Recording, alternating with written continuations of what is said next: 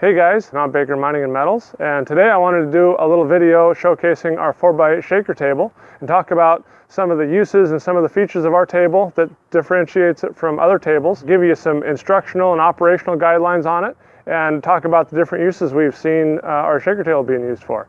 So we're going to go through all of that. So let's start with the shaker table top itself. Here's the feed end of the shaker table, and this aluminum distributor trough is where the material would be fed into. The water bar will wet the material in the trough, and these gate valves can be adjusted to make sure the flow of material is even onto the shaker table. The shaker table top is made out of EPDM rubber, and we cut grooves into the rubber to reduce the turbulence on the tabletop and capture that really dense material. There's a couple things that are unique about our shaker table. One is there are two flat sections of the shaker table, and then in the middle there's a ramp that actually separates the dense material from the lighter gangue. So here is where the tailings would flow down into the tailings trough. This is a flat plane starting about here, running diagonally at 45 degrees down the shaker table, and ending about here is a ramp that we build into the shaker table top. And it's about a 1/4 inch distance from the top to the bottom. And this allows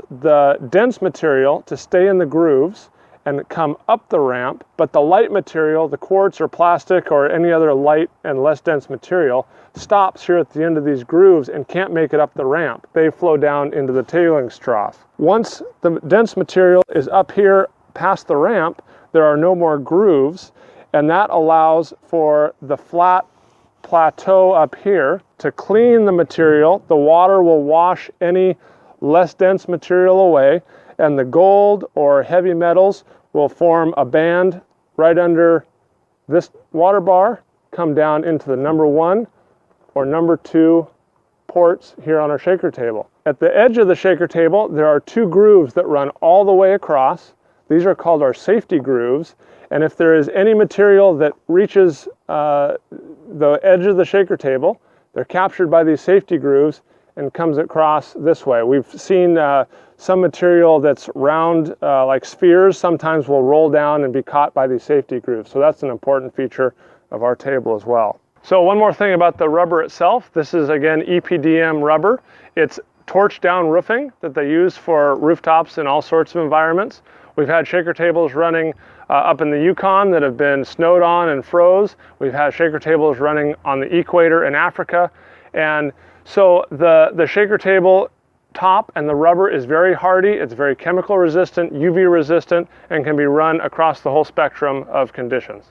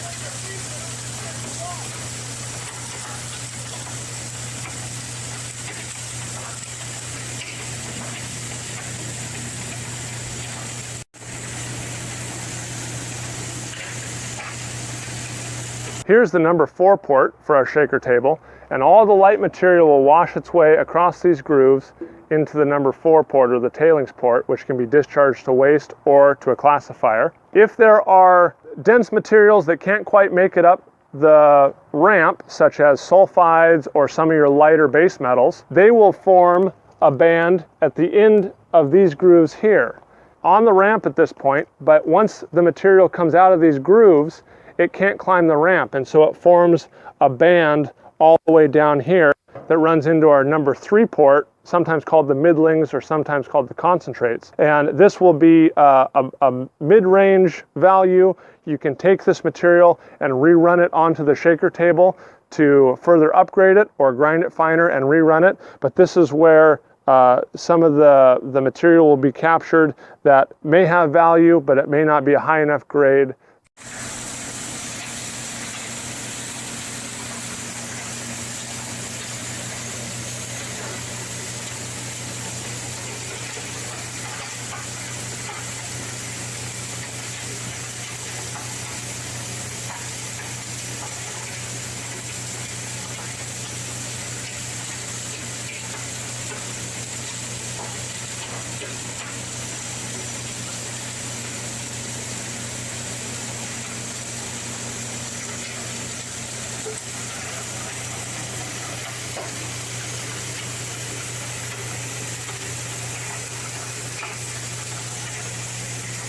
All right, I wanted to talk a little bit about the mechanics of the shaker table now. Our shaker table top is supported by 4 different sets of springs, and these are just steel sheet springs that hold the shaker table top to the base. They're angled at about 15 degrees, and when the shaker table moves, it forces the material to not only move across the table towards the high grade end, but also gives it a little throw up, and so the force allows the material to hop down the grooves. If they're straight up and down, nothing goes anywhere, it just goes back and forth. As you come across the shaker table towards the high grade end or the cleaning plane, there's another set of springs here. This is the water manifold that goes to the water bars. And finally, you come to the drive mechanism for the shaker table. And we'll take this guard off here, and so you can see the mechanism. But here's the push rod that connects the shaker table top to the drive mechanism. So let's take this guard off and we'll take a look at how it works. So we've taken the guard off our drive mechanism here, and I wanted to walk you through the steps real quick and show you how easy this thing is and how simple it is. This is a 1/2 horse electric motor, and this can be either single phase or 3-phase depending on your specs. It's run by a single belt onto a large wheel here. There's a small eccentric shaft that is held up by 2 standard bearings. This push rod connects the eccentric shaft to the shaker table, and as the shaft goes around, the shaker table goes forward and backward. It operates at about 325 RPM, and there's a few things that I want to note while we're under here. There are a few things that are not adjustable on the shaker table that I wanted to mention. One is the speed or the RPM. That is constant at 325. You cannot adjust the throw or the shake of the shaker table. Those are all taken care of by this eccentric shaft. And also with our shaker table, there's no bump or jerk or anything like that. It's a nice, even cyclical movement. And again, we're trying to keep the turbulence on the shaker table as low as possible to capture all that fine gold or that dense material.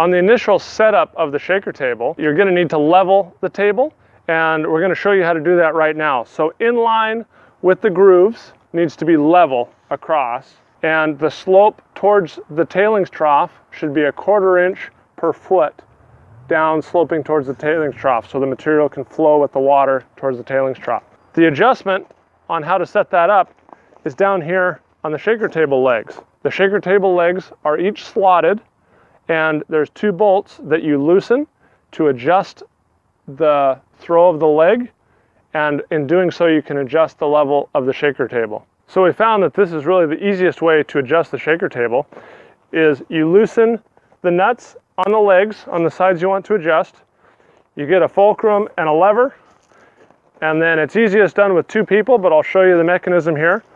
One person will press down on the lever. When the legs are loose, they stay flat on the ground, while another person watches the level on the shaker table, and when the level shows level, they tell the person to stop, and then the nuts can be tightened back up to hold the shaker table in place. So once the correct position for the shaker table top has been attained, you can come back and tighten up these nuts and lock the shaker table in place.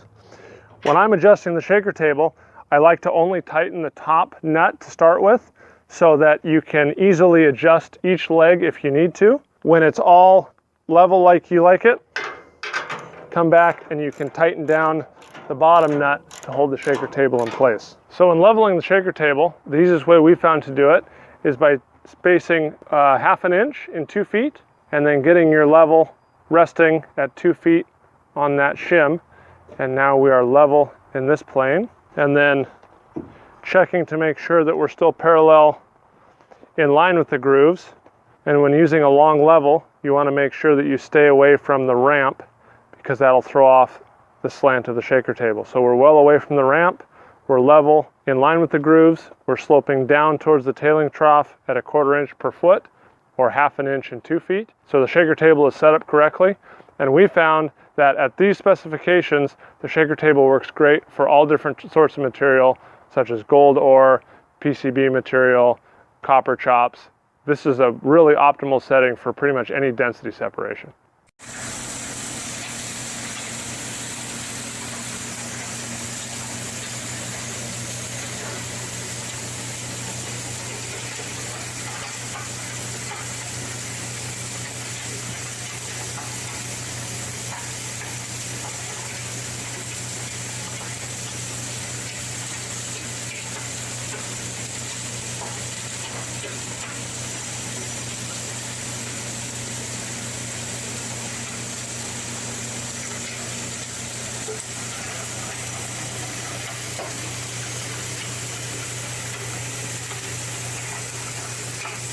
Most shaker tables need to be bolted down to a concrete slab, but ours does not. In this situation, we have the shaker table sitting on top of a piece of 1 inch thick steel plate, and all the shaker table needs is enough weight to hold it down so it doesn't vibrate when it's in operation.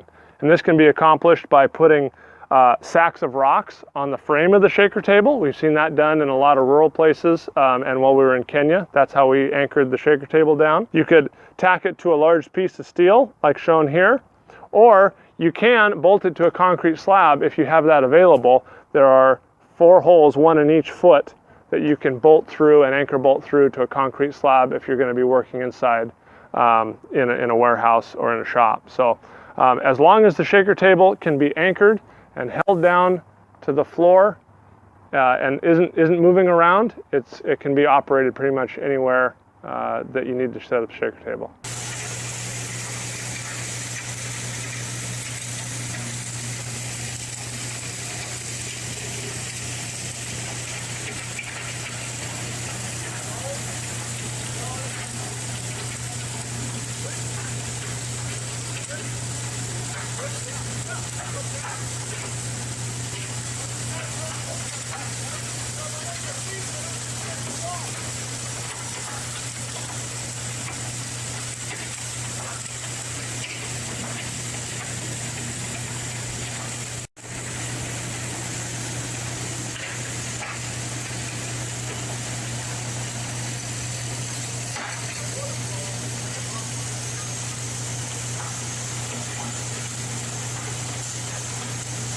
So there are 2 water bars on the shaker table, one here over the cleaning plane and one here over the distributor trough. And they're made of PVC, so they're very easy to replace if they get damaged or broken. And the only adjustment on the water bars is these valves right here. And so these valves can be adjusted to tune the amount of water on the shaker table, both for the distributor trough and for the cleaning plane.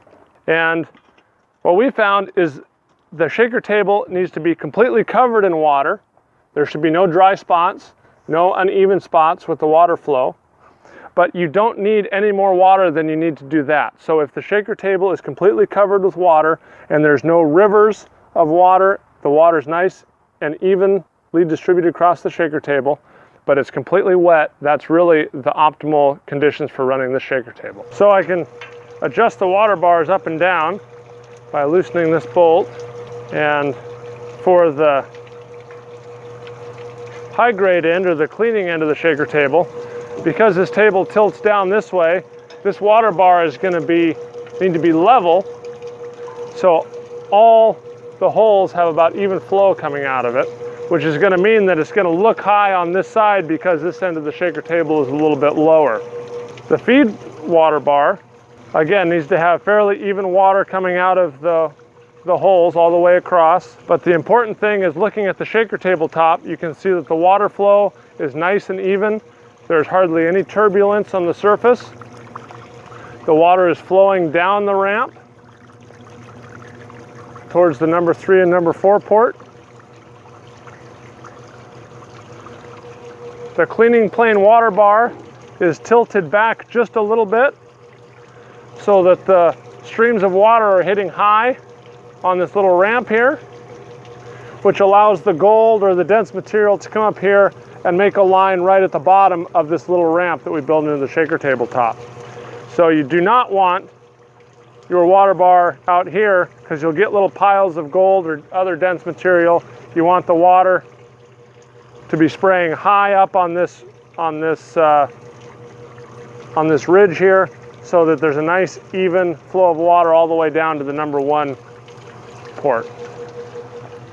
It should take the water about 5 to 6 seconds to go from the distributor trough down to the tailings trough.